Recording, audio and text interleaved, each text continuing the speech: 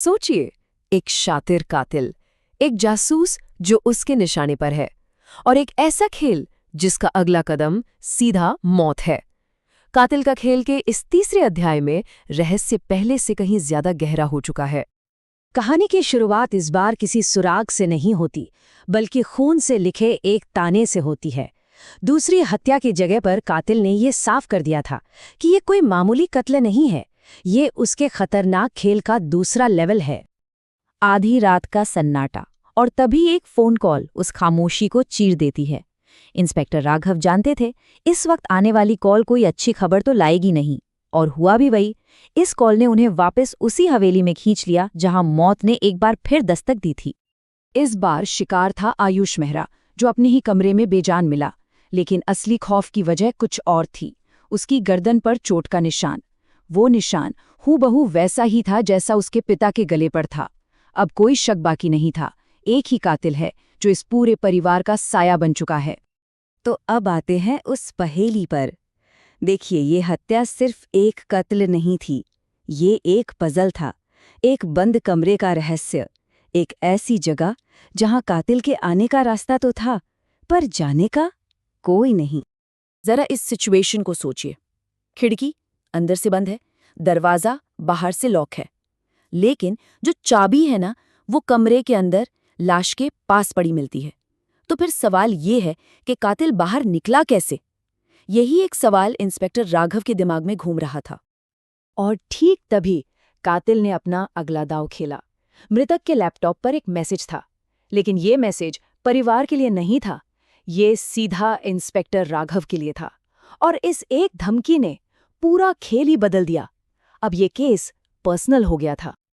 और तभी राघव को ये एहसास हुआ, ये जो एक्स है, ये सिर्फ कत्ल नहीं कर रहा, वो उनके साथ खेल रहा है।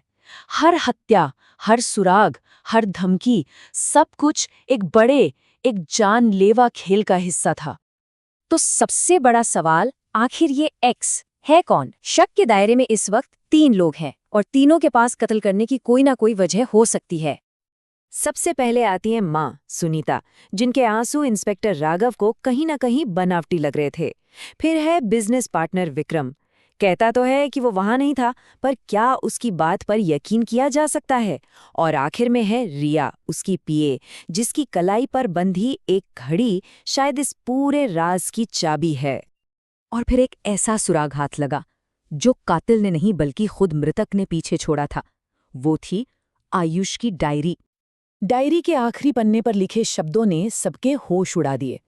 लिखा था, एक्स हमारे बीच ही है, लेकिन मैं उसका नाम नहीं लिख सकता। अगर मैंने लिखा तो मेरी मौत पक्की है। इन शब्दों ने सब कुछ साफ कर दिया था। कातिल कोई बाहर वाला नहीं था, बल्कि परिवार के अंदर ही छिपा था। और आयुष उसे जानता था। लेकिन कहानी अब एक नया और भी ज्यादा खतरनाक मोड़ लेने वाली थी। ठीक उसी वक्त जब पुलिस हवेली में सबूत इकट्ठा कर रही थी, कातिल ने अपनी अगली चाल चल दी। अचानक एक झटके में पूरी हवेली की लाइट्स चली गईं। हर तरफ घना अंधेरा, और उस अंधेरे में सिर्फ दिलों की बढ़ती हुई धड़कनों की आवाज। और उसी घुप अंधेरे में एक मशीन के चलने की आवाज आई। एक प्रोजेक्टर जो अपने आप ऑन हो गया था। उसकी रोशनी सीधे सामने की दीवार पर पड़ रही थी।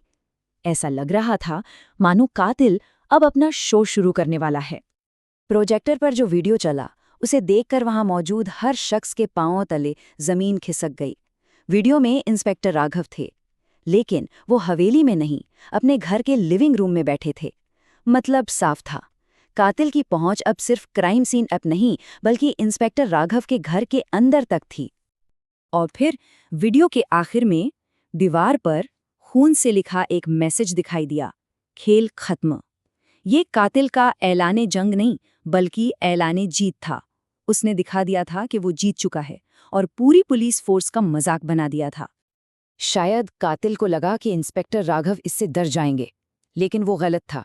राघव ने उसकी चुनौती को स्वीकार किया और एक तरह से ऐलान कर दिया, ये खेल अब मुझ पर निशाना साध रहा है, लेकिन शायद ये भूल गया है कि मैं भी खेलना जानता हूं। तो अब सवाल ये उठता है कि जब खेल का निशाना खुद इंस्पेक्टर राघव बन चुके हैं, तो वो अपना अगला कदम क्या उठाएंगे? कैसे बचेंगे वो, और कैसे इस शातिर एक्स को बेनकाब करेंगे? सोचने वाली बात है।